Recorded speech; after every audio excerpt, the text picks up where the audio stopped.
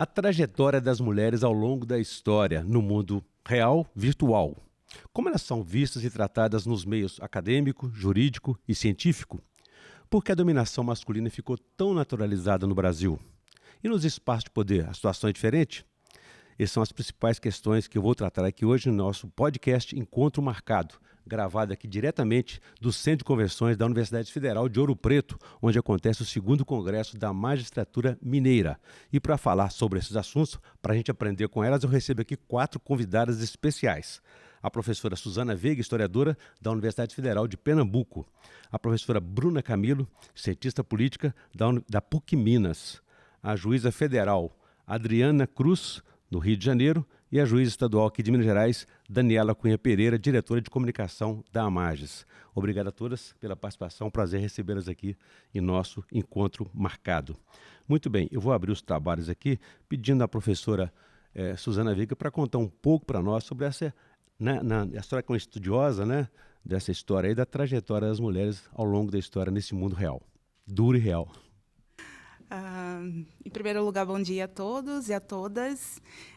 Queria me apresentar, fazer uma introdução. Eu sou uma mulher parda, de cabelo ondulado, castanho escuro e de olhos castanho escuros. E eu queria agradecer pelo convite e a oportunidade de a gente estar nesse espaço falando sobre um tema tão importante, agradecer ao Orion e as convidadas super especiais que estão aqui comigo, que eu admiro todas. Eu sou professora e historiadora, concluí o meu doutorado há 2 anos atrás, e a minha pesquisa é em História das Mulheres, especificamente, e feminismo. São 2 temas que se entrelaçam, e a teoria feminista, juntamente com a história, ela tem esse papel de resgatar uma história que não foi contada para a gente. Então, a gente diz que, no teatro da memória, as mulheres são uma leve sombra, e a gente está fazendo esse papel agora de fazer um resgate das mulheres através de contar essas histórias, das mais variadas formas possíveis. Então, muito obrigada novamente. Um prazer. Professora Bruna, e no mundo virtual, a situação ficou mais agravada? Por quê? Olá, todas as pessoas que nos ouvem. Primeiramente, gostaria de me autodescrever. Eu sou uma mulher parda, dos cabelos compridos negros, estou com uma blusa vermelha, com fundo claro. E indo ao nosso questionamento, a gente hoje vive numa sociedade da pós-verdade. O que seria a pós-verdade? É quando a internet, as tecnologias de informações, elas são, às vezes, mais rápidas do que a própria informação verídica em si. Então, hoje a gente tem o WhatsApp, a gente tem outros aplicativos de mensagem que, às vezes, chega uma mensagem, uma notícia para a gente, e não existe a veracidade, não existe a comprovação da verdade ou não daquela notícia. E aí é compartilhada aquela notícia. Isso é a pós-verdade, a velocidade daquela notícia antes mesmo da sua verificação. E nesse sentido da pós-verdade, nesse sentido da velocidade da internet, que hoje chega nos nossos telefones, nos nossos computadores, acontece também o aumento da misoginia. A misoginia, que é o ódio contra as mulheres, é o ódio materializado em feminicídio, em agressões, em formas de subalternizar as mulheres. Então, diante dessa misoginia que a gente vem sofrendo, e claro que ela existe há séculos, infelizmente a gente vive numa sociedade patriarcal e extremamente misógina, mas a internet fomentou e fortalece a misoginia. Então, a misoginia, ela fortalece junto com a internet, então parece que a violência aumentou. Definitivamente ela aumentou, infelizmente, contra as mulheres. Mas a internet, da mesma forma que ela é uma ferramenta para trazer conhecimento, para trazer educação, para trazer organização das pessoas, infelizmente ela é utilizada como uma ferramenta do ódio, da misoginia e do fortalecimento desses grupos que atacam as mulheres. Obrigado. Doutora Adriana, por favor, a senhora é juíza federal no Rio de Janeiro. E no espaço de poder, a situação é diferente? Olá a todas as pessoas que nos ouvem, também vou me autodescrever. Eu sou uma mulher negra, estou com meus cabelos trançados, estou com uma blusa clara com alguns pontos dourados. Bom, não é diferente, obviamente, a magistratura especificamente, que é o lugar de onde eu falo, ela apenas reproduz aquilo que nós encontramos na sociedade como um todo, Os juízes, eles não saem de Marte e pousam em suas cadeiras, eles saem do meio social e eles vão reproduzir nas suas práticas diárias aquele caldo no qual eles foram cozidos e preparados, Então, nós vamos encontrar misoginia, nós vamos encontrar racismo. E o grande problema é nós não reconhecermos isso, porque você não consegue endereçar aquilo que você não reconhece como um problema. Então, eu penso que hoje um desafio importante que vem sendo desenvolvido por uma parte relevante da magistratura brasileira, homens e mulheres, negros e não negros, de todos os espaços, em todos os graus de jurisdição, é exatamente de reconhecer essas práticas, reconhecer essas, digamos assim, essas compreensões de mundo, que elas afetam, elas estruturam os conflitos que nos chegam e elas também estão presentes nas nossas decisões. Então, eu acho que o desafio é nós encontrarmos um caminho para reconhecer, enfrentar e superar. Muito bem. Doutora Daniela, vou lançar para a senhora agora uma bola mais quadrada, né? Porque a professora Bruna começou a falar desse assunto também, a presença da violência nesse destratamento junto às mulheres. E gravemente, tristemente, ela acontece dentro de casa. Como é que a senhora enxerga essa situação? Olá a todas as pessoas que estão nos ouvindo. Vou me autodescrever também. Eu sou uma mulher branca, de cabelos castanhos claros ondulados, olhos castanhos e estou usando hoje uma blusa branca. Bom, a questão da violência doméstica e familiar, né, que parece que ao que você está se referindo, ela é um reflexo disso tudo que as colegas pontuaram antes, de uma raiz histórica, de um agravamento feito pelas redes sociais e pela modernidade, pela pós-modernidade e pelos conflitos que nos chegam pela própria atuação do judiciário. Então, é como se isso tudo tivesse como reflexo o incremento desses índices de violência doméstica e familiar, que é bom dizer, mesmo com toda a mobilização das mulheres e de vários movimentos, lamentavelmente vem aumentando. Né? As estatísticas oficiais de violência doméstica e familiar, de feminicídios e de estupros, vêm aumentando. Daí a importância justamente da gente fazer o que está sendo feito aqui agora, que é uma discussão com várias áreas, com pessoas de diversos lugares, com diversos olhares, para a gente compreender o fenômeno, como a Adriana disse, porque aquilo que a gente não compreende, a gente não consegue endereçar e nem apontar soluções, para que a partir desse diálogo e dessa luta coletiva e conjunta, a gente consiga buscar soluções para solucionar esse problema tão grave. Muito bem. Professora Suzana, por que tanto ódio, né? Seria reflexo dessa dominação masculina que no Brasil, especialmente, ela foi muito naturalizada? Sim, acho que você falou a palavra certa, né? Existe uma naturalização dessa misoginia, desse ódio às mulheres, como Bruna bem falou. E é muito interessante porque quando a gente vai para a história, a gente consegue identificar a raiz disso, né? Como isso se estrutura dentro da sociedade e acaba resultando nas ações violentas contra as mulheres, né? E em diversos aspectos também, tanto na violência psicológica, violência física, etc., né? E uma das coisas que eu costumo dizer quando eu estou dando aulas sobre essa questão é que não foi um dia que as pessoas acordaram, os homens acordaram e decidiram vamos dominar as mulheres, né?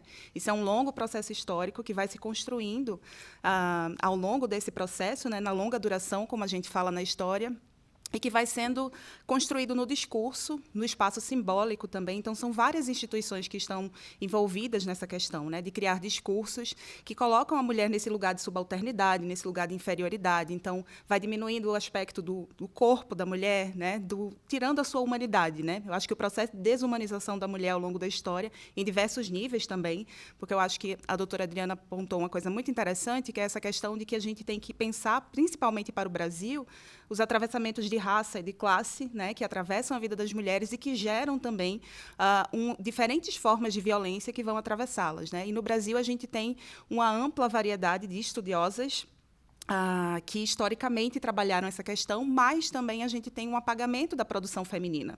Então, muitas vezes, a sociedade não tem acesso a esses debates, e eu acho que é tão importante que a gente esteja em podcasts e que a gente leve cada um em suas áreas, né, esses debates para a maior parte das pessoas. Né? Porque se está chegando misoginia através do WhatsApp, através de outras redes, a gente tem que levar também a informação, né, e não a desinformação. E eu acho que o resgate histórico da história das mulheres, da história de resistência, e de que isso foi naturalizado e não é natural, nós não nascemos inferiores, é fundamental, né, para humanizar as mulheres e também para a gente ir fazendo esse processo, como a Adriana falou, de quebrar com essas perspectivas construídas sobre a mulher, né, os estereótipos, etc. Professora Bruna, agora existem várias estratégias para essa dominação, né? Porque se alguns julgam que as mulheres sejam frágeis, incapazes, inferiores, àqueles que as consideram maldosas e que a punição deveria ser mais severa. Ainda é assim? Sim, infelizmente ainda é assim. Nós estamos na pós-modernidade, estamos nos atualizando, mas infelizmente as violências e as justificativas para violentar as mulheres ainda são as mesmas, né? A gente fala muito sobre como que a mulher é vista e como o homem é visto. A mulher é vista como uma mulher frágil, uma mulher subalterna, uma mulher tem que cuidar da sua família, uma mulher ela tem que estar à disposição da economia do cuidado, aquele trabalho não remunerado que não é valorizado, e ela não merece estar nos espaços de poder, ela não merece estar como juízas, como deputadas, como presidentas, seja qual for o espaço de poder. E a violência é a mesma secularmente. Ela não tem a capacidade de estar lá. E por mais que ela seja uma justificativa secular, ela ainda cola muito, digamos assim.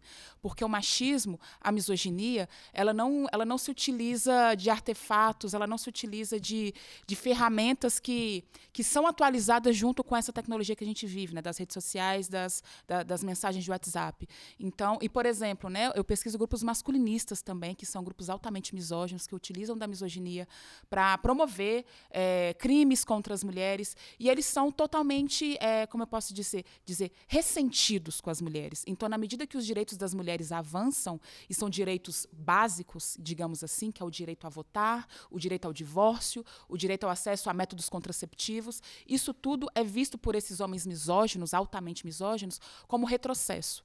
Então, na medida que a mulher ocupa seu espaço, esses homens perdem a sua masculinidade, digamos assim. E eu entendo que a gente precisa discutir sobre masculinidade também, viu? Não adianta a gente cuidar da mulher violentada, cuidar para que as mulheres estejam melhor representadas nos espaços de poder, se a gente não cuidar dessa masculinidade que é altamente tóxica, hegemônica e que é o cerne do problema. O homem também é violentado, ele também é vítima do patriarcado. Só que quando ele é vítima, ele usa daquela violência que ele sofre, ele transforma em mais violência. Então, nós mulheres sofremos a violência duas vezes. A violência que o homem comete a nós e a violência que ele sofre e que reproduz sobre os nossos corpos. Muito bem.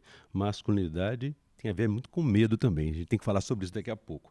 Esse é o encontro marcado e que nós estamos aí discutindo a trajetória das mulheres ao longo da história. Doutora Adriana, a desigualdade de gênero e de raça é uma realidade presente em todos os espaços aí da sociedade. Mas, ultimamente, nos últimos tempos, surgiu um fenômeno do negacionismo, né? Isso acontece, por exemplo, no judiciário? Sim. Reiterando, né, os juízes estão totalmente amalgamados com aquilo que acontece no meio social. Na verdade, a sociedade brasileira ela foi estruturada no negacionismo. O desembargador Roger Halpe Rios, lá do Tribunal Regional Federal da 4ª Região, ele diz com muita felicidade que o racismo é o pecado original da sociedade brasileira.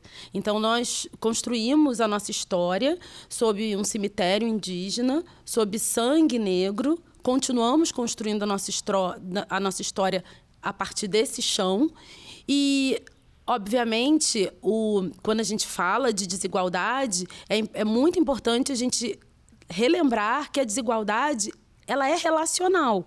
Então, se existe um lugar de subalternidade ou alguém que foi subalternizado, existe alguém que vai ser beneficiado nesse processo. Então, existe a outra ponta. Então, é muito importante o que a Bruna pontuou, que nós temos que olhar para a masculinidade, nós temos que olhar para a branquitude. Quando se fala de racismo, automaticamente na mente das pessoas vem a questão da pessoa negra. Mas nós vivemos numa sociedade que é relacional. Se ser negro foi construído como um desvalor na nossa sociedade, ser branco foi construído como um valor. É preciso que as pessoas negras se olhem no espelho e também se compreendam como seres racializados. Em que sentido? Numa sociedade que se hierarquiza e se organiza a partir da perspectiva racial. Só que, obviamente, e essa é uma das tecnologias do poder, é apagar essa realidade. Porque, e aí eu volto à minha primeira fala, aquilo que a gente não enxerga, aquilo que a gente não compreende, a gente não combate. E aquilo que não é combatido também beneficia alguém. Então, o apagamento é uma ferramenta também de poder, né? O apagamento epistemológico, como a Suzana comentou, o apagamento da realidade social, a negação dos fatos, porque as pessoas vivem em absoluta negação, é algo quase que patológico, né? Porque é muito difícil a gente pensar que a gente precisa derrubar não sei quantas árvores de livros para dizer que o racismo existe, quando bastaria as pessoas levantarem os olhos e olharem ao redor. Muito bem. Doutora Daniela, explorando também que a senhora é uma magistrada ativa, atuante, integra o grupo, a Coordenadoria de Amar Mulheres, né? Eu não quero dar nenhum spoiler aqui, não, mas eu sei que a senhora tem um levantamento, um estudo recente, ainda inédito, e podia adiantar para a gente qual que é essa realidade que está emergindo da magistratura mineira, o que as magistradas pensam, as angústias, as demandas, quais são? Essa pesquisa, na verdade, quem participa dela mesmo foi o CNJ, e até a Lívia, uma das colegas da Mais Mulheres, que está encarregada dessas pesquisas, né? As demandas das mulheres magistradas, elas não são tão diferentes assim de outras mulheres de outros segmentos. A gente conseguiu, nesse estudo foi apurado, por exemplo, a prática de assédio sexual contra magistradas, que é uma coisa que as pessoas pensam que não existe, porque a gente fica num espaço de imenso privilégio, num espaço de poder.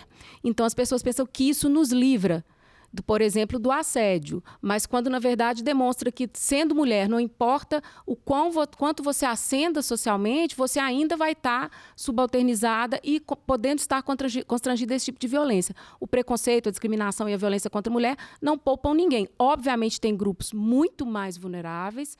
Não trata de criar falsas equivalências entre mulheres magistradas brancas como eu e outros tipos de mulheres, mas só para dizer que realmente que nenhuma mulher no patriarcado está livre da violência, nem as magistradas. E revela, por exemplo, a questão do silenciamento também. Dentre as magistradas que se disseram vítima de assédio, é uma parcela ínfima que buscou denunciar ou que mencionou isso, que levou isso a público de qualquer forma. A maioria fica silenciada. E aí tem até uma frase que eu gosto da Mariane Yoshida, que é a nossa colega magistrada, que fez uma pesquisa sobre participação feminina, que ela fala, e que a Suzana vai poder dizer melhor que eu, que ela fala, olha, o judiciário brasileiro tem 400 anos e a primeira mulher magistrada foi, salvo engano, na década de 30. Então, a mulher que não denuncia, que não fala, a magistrada que não fala do assédio que sofreu, ela precisa vencer séculos de hegemonia masculina, né? E os tribunais ainda não são espaços, quando a gente diz isso, as pessoas se surpreendem, não são espaços acolhedores para as mulheres, são espaços absolutamente hostis, inclusive na própria arquitetura. Os fóruns do país não têm espaço para amamentação, não tem local para criança, não tem estrutura mínima. Tem muitos que não têm nem banheiro adequado para as mulheres usarem.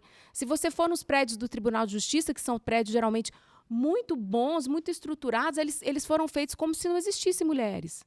Foram feitos para serem usados por homens. São coisas nas quais as pessoas não pensam, mas que, em conjunto com tantas outras coisas, constroem um ambiente hostil até para as magistradas, que são pessoas, reforço, muito privilegiadas. Mas até para essas mulheres existe um ambiente hostil que a gente, por vezes, não enxerga, porque também, da mesma forma, é naturalizado. Muito bem. Professora Suzana, voltando àquele tema colocado aqui da masculinidade, né? O preconceito, né, tem uma relação muito próxima aí com o poder e o medo, né? Como é que a senhora aprofunda isso para a gente? Eu acho que eu queria retomar também a fala de Dani, porque acho que tem tudo a ver com poder, a forma como é construído os espaços de poder, né? E a magistratura é um espaço de poder no Brasil, né? O direito ele foi ordenador da sociedade brasileira e eu costumo dizer que a gente precisa olhar para o período colonial para entender as consequências de tudo que a gente tem na nossa sociedade hoje, né? É ali que está a raiz de toda a nossa construção e da estruturação disso, né? E o poder ele é um espaço moldado para os homens. Por isso, a arquitetura das cidades, né? Existem pesquisas feministas falando sobre isso, são hostis às mulheres, e no Brasil a gente tem todos esses condicionantes de raça e de classe também que atravessam e que fazem com que a gente fique tanto hostilizada, parece que a gente está sempre no não lugar, de não pertencer, né? E, enfim, e toda essa estrutura ela deixa a mulher vulnerável também dentro desses espaços, né? Que são espaços construídos para essa masculinidade e para uma masculinidade hegemônica, né? Eu acho que a fala da Bruna e a fala da doutora Adriana também reforçam isso, mas essa masculinidade ela é muito mais construída para ser exercida pelo homem branco também dentro da nossa sociedade, né? Ou seja, não é só contra a mulher, tem a questão racial também, né? hein? Então, a gente precisa estar atento a tudo isso, porque isso é muito naturalizado. Então, a forma que as mulheres se comportam também, né? Existem pesquisas hoje que falam que as mulheres que ascendem a cargos de poder, para elas serem respeitadas, elas precisam se masculinizar, né? Porque a masculinidade é o padrão para esses espaços, né? Então, adquire esse hábitos, né? De falar mais alto, senão não é respeitada, né? De usar determinados tipos de roupa. Então, toda a forma como a mulher ela vai se conduzir dentro desses espaços também vai obedecer a essa forma de cercá-las dentro de um determinado padrão, né? E quando elas as mulheres se comportam assim ou de outra forma, elas também continuam sendo perseguidas e sofrendo violência, né? Se você se masculiniza para caber dentro de um espaço, então você é hostilizada por ser uma mulher masculinizada. Se você continua fazendo, né, as práticas como o que a gente conhece como a feminilidade, ainda assim você vai ser hostilizada, você vai ser vítima de assédio e de outros tipos de violência, né? Então, não tem um lugar correto e isso é muito naturalizado, por isso a gente precisa ir em cada um desses aspectos e trabalhá-los, né? A masculinidade, porque eu costumo dizer, não existe feminilidade se não houver a masculinidade, o contraponto, né? Então, o patriarcado constrói ambos. Então, é importante que a gente enderece isso, né? Tem várias pesquisadoras feministas, que são linguistas, que falam isso, né? Você não pode... Se você não nomeia, o que é, então? Então, até o termo misoginia, né? Até pouco tempo atrás, a gente não tinha esse termo. Não havia um termo para o ódio contra as mulheres, né? Que foi construído historicamente. Então, a gente tem conquistas que são passinhos, né? E eu acho que a gente está aqui também é uma oportunidade para isso, para a gente trazer esses diferentes olhares e entender que essas estruturas foram construídas, mas se nasceu na história, vai morrer também, né? Muito bem. Professora Bruna, a gente relaciona a rede social como algo odioso, às vezes aí fake news, enfim, não são boas qualificações. Agora, é possível combater a misoginia pela internet? Com certeza. Começando pela regulamentação da internet. É fundamental que tenhamos regras para compreender, para localizar e para punir as redes sociais que não se comprometam com a verdade. E comprometer com a verdade é combater a misoginia, é combater a LGBTfobia, é combater o racismo, o capacitismo, e é possível. A gente não pode ver, né, estamos falando aqui de redes de ódio, de redes sociais, de pós-verdade, mas a gente tem que entender que a internet é uma grande aliada da modernidade. Hoje, o que seríamos de nós sem a própria internet, sem essas tecnologias? É claro que existem os contrapontos, né? A gente nunca vai conseguir, infelizmente, viver numa sociedade totalmente harmoniosa, até porque nós temos diversas estruturas, diversas violências, mas que nós temos também que nos apropriar da internet para que a gente consiga combater essas formas de violência. Então, eu acredito que é super possível e digo mais, eu digo que é o único caminho atual de combater essas violências é nos apropriarmos desses espaços virtuais e reivindicarmos leis e formas de regulamentar a internet. A gente não pode mais pensar a internet como uma terra sem lei, que infelizmente muitos perfis anônimos utilizam dessa lógica para violentar nós mulheres, para cometer diversos crimes. E é isso, né? Quando a gente nomeia o crime cibernético, por exemplo, a Lei Carolina Dickmann, a Lei Lola e tantas outras violências que as mulheres sofreram no modo virtual, é aí que a gente começa a combater diversas formas de violência contra as mulheres. Muito obrigado. Doutora Adriana, a doutora Daniela falou a respeito do reconhecimento ou do não conhecimento da situação da mulher, da magistrada, a respeito aí do maternidade, por exemplo, né? Como é que é na Justiça Federal? Porque recentemente a Justiça Estadual reconheceu e trouxe um avanço no sentido de acolher as mulheres magistradas, as mães, e o período de licença maternidade, período de amamentação. Bom, nós temos a legislação federal que trata, enfim, da licença maternidade, de todo o direito, na verdade, da criança também, né? Porque eu acho que é importante a gente olhar a questão da amamentação como um direito fundamental da criança, de ser amamentada, de ter a sua mãe, de ter acesso àquele alimento que enfim, vai trazer todos os benefícios que o campo da saúde já confirmou. Nós temos hoje também alguns dispositivos no âmbito do Conselho Nacional de Justiça que privilegiam teletrabalho para as lactantes. Mas o que eu acho que é importante a gente pensar é que o direito das mulheres ele vai para além da maternidade, porque essa associação automática também de direitos das mulheres com maternidade também tem esse recorte, que é o recorte do patriarcado, que atribui exclusivamente à mulher o cuidado. Então, há mulheres que realmente precisam e querem o berçário para poderem estar no ambiente de trabalho, para não estarem confinadas no lar. O teletrabalho ele pode ser uma escolha dependendo das condições e das circunstâncias daquela mulher. Mas pode ser que ela queira estar no espaço de trabalho, pode ser que ela não queira trabalhar dentro de casa, que ela não queira estar confinada ali, né? É preciso a gente pensar esse magistrado que precisa ter responsabilidade sobre seus filhos em iguais condições, né? Ou o servidor, ou o pai que está em casa. Então, acho que é um pouco um desafio importante, talvez, a gente ao mesmo tempo, reconhecer as especificidades e as necessidades daquela mulher que maternou, né, que está numa situação de maternagem, sem essencializar essa situação e essa atribuição e essa divisão do trabalho à mulher. Então, eu acho que é só um cuidado que eu acho que é importante a gente ter, né?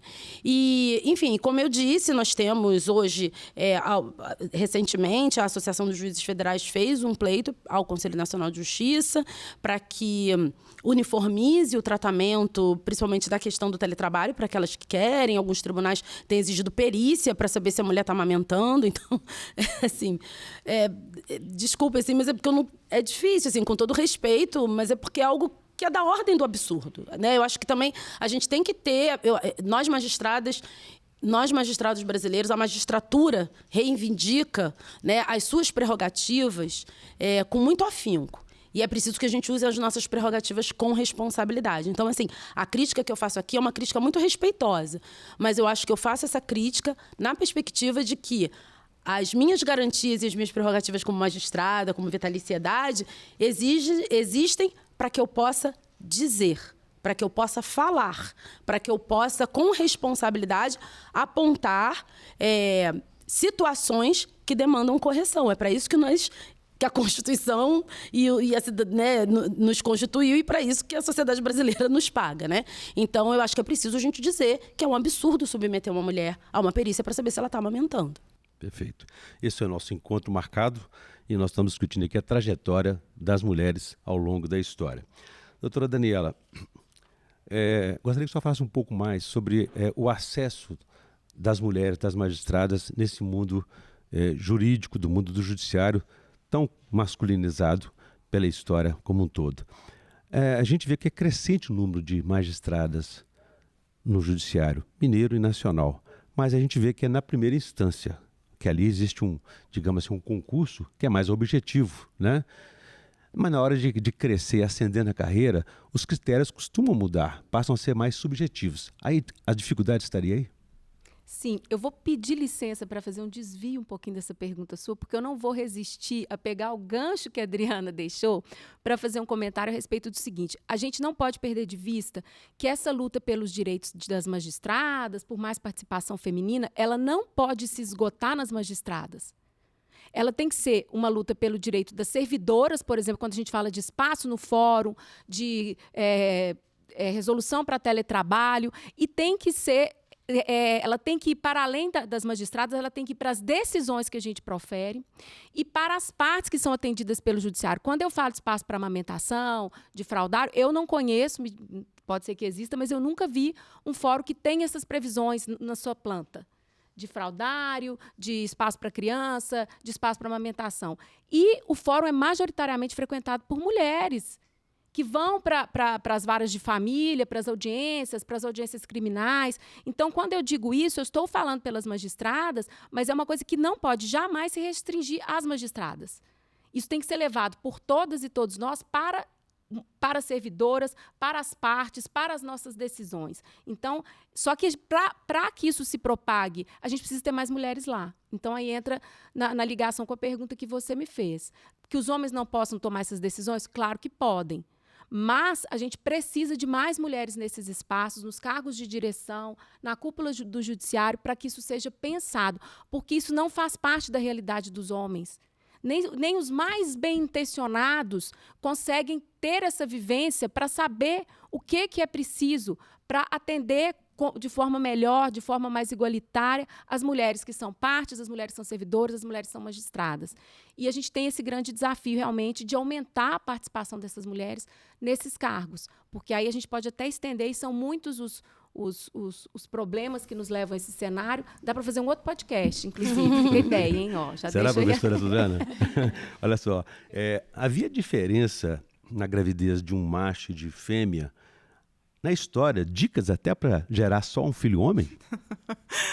Existe, né? Uma das questões que a gente vai discutir hoje, mais à frente, né, na palestra que nós vamos, na mesa que nós vamos participar, é justamente como vai se formando esse pensamento misógino, se construindo através de diversos discursos, né? E esses discursos, eles estão presentes e foram naturalizados em diversas instâncias, né? Então, a Igreja Católica fez isso e a ciência médica também, né? Quando a ciência médica se estrutura, sai da mão das mulheres, né? E aqui eu estou falando, basicamente, da construção do patriarcado ocidental, como a gente chama hoje, já que existem estudos para patriarcado asiático, etc. E esse foi o que chega aqui no Brasil com as caravelas, né? Então, a gente precisa falar dele também, porque ele estrutura essa sociedade colonial e que tem reflexos até hoje, as continuidades históricas. Mas os médicos da época, né, eles construíram essa ideia de que a mulher ela era inferior, né, na sua natureza. Então, aquele meme xoxa, manca e anêmica era basicamente a descrição de uma mulher na época, né? Então, que as mulheres tinham uma tendência a serem mais melancólicas, que as mulheres não tinham condições, né, físicas assim, de ter força. E isso é visto até hoje, né? Então, a ideia de sexo frágil foi uma construção que parte da medicina também. Depois vai ser reforçada mais à frente pela ciência, lá pela psicanálise, etc. Mas alguns médicos, como Ambroise Paré, que era um médico da corte francesa, ele fala que ele dava dicas, né, de como a mulher deveria se comportar e em que momentos do mês ela deveria ter relação sexual para gerar um homem, né, que era considerado o ser perfeito, né, por natureza, naquela lógica aristotélica de que o homem era o ser, né, ideal, e de que a mulher era uma fraqueza, né, da natureza. Então, ele vai dizer como ela deve fazer e identificavam também a gravidez, se era de menina ou menino, né, a partir das condições físicas da grávida, né? Então, diziam que quando a mulher estava grávida de uma menina, ela estava mais fraca, ela estava com o corpo mais deteriorado, digamos assim, né? E quando ela estava em plena forma durante a gravidez, era dito que ela estava grávida de meninos, né? Então, tinha toda essa construção, né, da medicina da época acerca da fraqueza do corpo das mulheres, né? Para além da mente, né? Que aí já é outra história. Professora Bruna, qual que é a raiz da palavra misoginia? O que é exatamente isso, suas características e a relação com o machismo? Bom, a misoginia, ela vem... Ginia é o ódio, né? Então, o miso com relação às mulheres. Então, seria o ódio às mulheres. E é uma linha muito tênue entre machismo e misoginia. Mas é importante a gente falar primeiramente sobre a misoginia, porque ela é a base de qualquer violência contra as mulheres. E, claro, que tem as suas ramificações. Então, quando a gente fala de misoginia, a gente fala do maior ódio. A gente fala de violência doméstica, feminicídio, violência contra as mulheres. São aquelas violências... Claro que a gente não pode hierarquizar a violência, porque violência é violência e a gente não pode permitir nenhuma forma de violência contra as mulheres e qualquer outra pessoa. Mas, para a gente tentar exemplificar e para conseguir separar, para a gente conseguir vislumbrar, entender qual que é a diferença do machismo e misoginia, eu diria que a misoginia é um grau bem agravado da violência contra as mulheres. Qualquer atitude misógina é aquela que vai afetar a vida da mulher de uma maneira considerável, visível e que pode, de fato, determinar a sua trajetória. E o machismo é uma dessas ramificações, né? Então, o machismo, ele é muito mais aquele sutil, é aquela frase, é aquela piada, sabe? É aquela questão que a mulher ela entende, só que só ela entende. Então, é aquele elogio, entre muitas aspas, é tudo aquilo que reduz a mulher, só que de uma forma sutil e digamos que a sociedade até aceita, porque, não, é uma brincadeira, não, você está entendendo errado, não, ele é assim com todo mundo. E a misoginia não. a misoginia é escancarada. A misoginia ceifa a vida das mulheres, a misoginia reduz as mulheres dos espaços de poder, a misoginia produz a violência política de gênero, a misoginia produz o feminicídio, a misoginia reproduz a violência contra as crianças, contra as meninas, pedofilia, estupro. Então, quando a gente consegue ver esse agravamento, a gente vê como que a misoginia alcança diversos espaços e como que, infelizmente, todas nós aqui, em algum momento das nossas vidas, fomos vítimas da misoginia, do machismo e fomos violentadas de alguma forma. Doutora Adriana, isso vai se sofisticando nos espaços mais elevados aí de poder, né? A senhora tem uma trajetória vitoriosa. Enfrentou muitas dificuldades para chegar até aqui?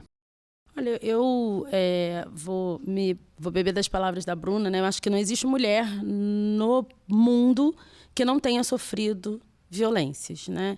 E se ela compreende que não sofreu, é porque talvez ela não tenha se dado conta. E esse despertar, muitas vezes, é muito doloroso e muito... Enfim, é um processo muito longo, né? De reconhecimento de dores, de violências que nós sofremos por aqueles que estão ao nosso redor, né? Então, como o Bruno disse, no Brasil, o espaço doméstico é um espaço extremamente hostil às mulheres e às meninas. A magistratura é um ambiente hostil, né? Daniela mencionou a questão do assédio sexual, o racismo também não é diferente, mas essas práticas, e isso é muito complexo, assim. Eu estou usando a palavra desafio reiteradamente, mas é porque realmente são desafios, né? Porque são práticas que vão se sofisticando para se mimetizar no ambiente. E aí a gente volta ao início da nossa conversa sobre o apagamento, né?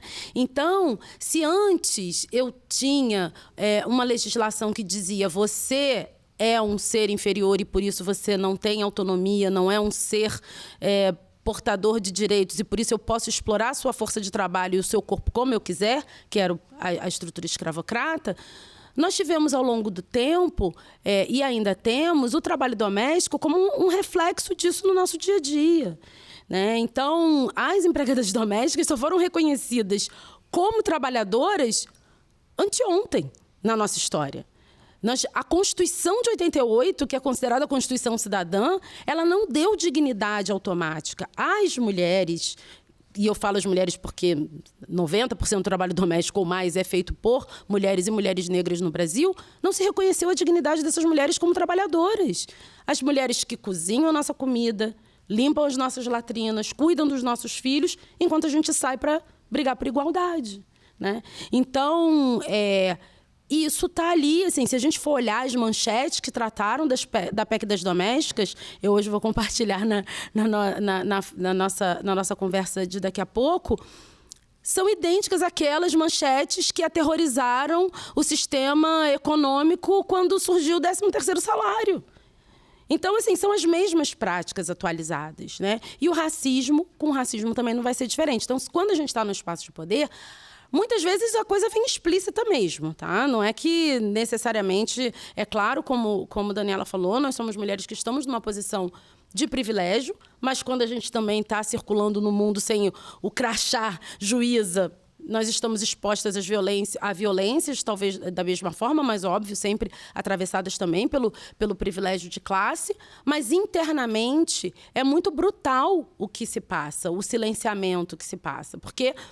E, na maior parte das situações, esse silenciamento, ele não vem de um desejo de não falar, né? Ele vem da impossibilidade de falar. E essas impossibilidades são de ordens diversas. E a noção de que nós não sofremos essas violências também é um apagamento. E também é, por si, uma violência, né?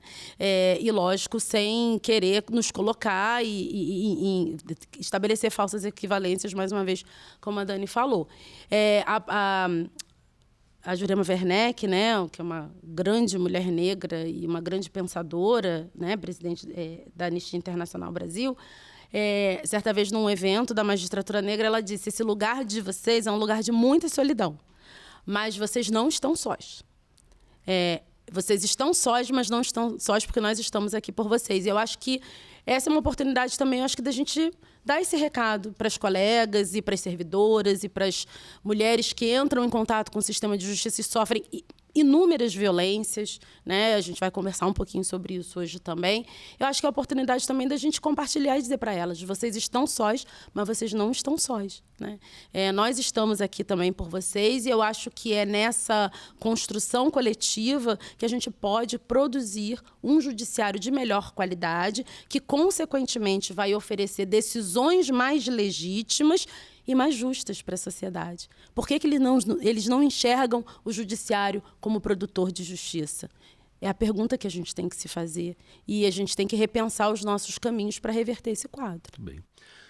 Doutora Daniela, eu acredito com certeza que as mulheres querem serem reconhecidas, igualdade, equidade, e não estão buscando inverter a dominação, não. Mas aí a gente volta àquela questão do medo. O avanço das mulheres é visto como ameaça para os homens? Por alguns homens, sim. Eu não queria nem continuar respondendo depois de tudo que a Adriana falou, porque eu estou tão impactada que eu preciso de uns minutos para processar a fala dela. Porque, sinceramente, estou encantada e precisariam de uns minutos aqui. Mas, vamos lá. Não, sim, provoca medo para alguns homens, sim. Porque eles sabem que estão sendo ameaçados na sua posição de privilégio. Não que eles estão sendo ameaçados diretamente como pessoa, porque nós queremos tomar o lugar dele, responder com violência, até porque, diga-se de passagem, Suzana vai poder comprovar o que eu estou dizendo ou não, nesses milhares de anos de patriarcado, nós nunca fizemos isso. Nós nunca reagimos a essa violência de forma igualmente violenta. Então, essa ideia de que o simples fato da gente reivindicar direito, da gente querer mudar nosso lugar na sociedade, pressupõe uma violência, é mais uma forma de nos atacar, de nos silenciar, baseado em mentira. Porque isso historicamente não aconteceu e nem está acontecendo no momento. Essa leitura de que a reivindicação de direitos é querer tomar o lugar, é ameaçar os homens, é querer ser agressiva, é um reforço para que a gente continue nesse lugar de silenciamento e que a gente não, enquanto eles podem ser agressivos, nós não podemos. E mais, é a leitura de tudo que a gente fala como sendo algo agressivo. Eu suponho que várias de vocês aqui têm experiência nesse sentido. Toda vez que a gente adota um tom mais assertivo, já é lido como agressivo, enquanto para os homens não é. Então, esse discurso não encontra correspondência na prática e, me corrija se eu estiver errado, nem na história. Isso é só um discurso mesmo para, mais uma vez, deslegitimizar essas lutas. Eu vou ter que bagunçar a sua... Não, você não bagunça. Porque eu não posso deixar assim, de fazer coro ao que a Daniela acabou de dizer. Há uma frase que é muito famosa, né, que se diz que são disse violentas as águas do rio, mas não as margens que os contêm. E a professora Tula Pires, da PUC Rio, falando em relação ao racismo, ela sempre pontua algo que eu acho que é muito impactante, né? Nós só estamos pedindo igualdade.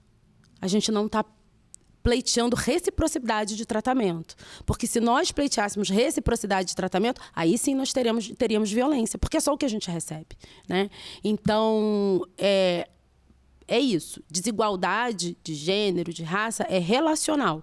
Se há desigualdade e alguém está sendo subalternizado, alguém está sendo privilegiado. E, obviamente, essa pessoa não vai levantar da cadeira espontaneamente. Então, é preciso, obviamente, algum movimento, algum deslocamento que vai ser lido por quem vai ser deslocado como violência. Muito bem. Nós estamos na reta final da nossa entrevista. Eu tenho muitas perguntas a fazer para vocês e muito que aprender. Mas então eu vou adotar aquele modelo das considerações finais para que a gente possa encerrar então esse nosso encontro marcado. Professora Suzana, por favor. Acho que, em primeiro lugar, eu gostaria de agradecer o convite novamente e dizer que essa é uma oportunidade incrível de aprendizado, né? Eu acho que eu achei muito interessante a formação da mesa, o quanto a gente dialoga, né? O quanto as coisas se complementam também, porque eu vou retomar o que a Adriana falou, o quanto é importante que a gente saia desse lugar de desconforto que esses grupos que estão subalternizados, como as mulheres, né, estão, e que a gente vai causar esses incômodos também, mas é uma busca por igualdade e é também uma clarificação da ignorância, né? Porque todo preconceito, né, de diversas espécies, inclusive esse preconceito contra as mulheres, né, essa formação da misoginia, etc., ele é fruto da ignorância, né, do apagamento, do memoricídio. Então, o quanto é fundamental que a gente tenha esses espaços para que a gente possa dialogar e mostrar que a gente não está aqui querendo vingança, né? É só uma reparação histórica e o nosso lugar enquanto humanidade dentro da sociedade, né? Então, muito obrigada pela oportunidade. Um prazer. Professora Bruna, por favor. Também gostaria de agradecer ao convite. Estou muito feliz de estar com vocês. Vou ficar mais feliz ainda quando a gente estiver na nossa mesa, na nossa palestra. E para mostrar um pouco dessa sintonia que a gente está tendo, para a gente combater essa ignorância, que a ignorância gera preconceitos e gera violência, a minha crença é que a gente consegue combater qualquer tipo de violência com a educação. Eu tenho uma linha muito freiriana sobre como que a educação, de fato, ela é emancipadora. E enquanto a educação ela não foi emancipatória, né, o sonho do oprimido é ser opressor. Então, quero muito agradecer que a gente consiga combater a misoginia, o racismo, a LGBTfobia da cabeça das nossas crianças que reproduzem violências de adultos, que a gente consiga combater a ignorância dos adultos que sofreram violências enquanto crianças e que, é claro que, infelizmente, acho que não veremos uma sociedade totalmente igualitária, mas, quem sabe, as nossas próximas gerações e que a gente comece nesses espaços de poder, sim, né?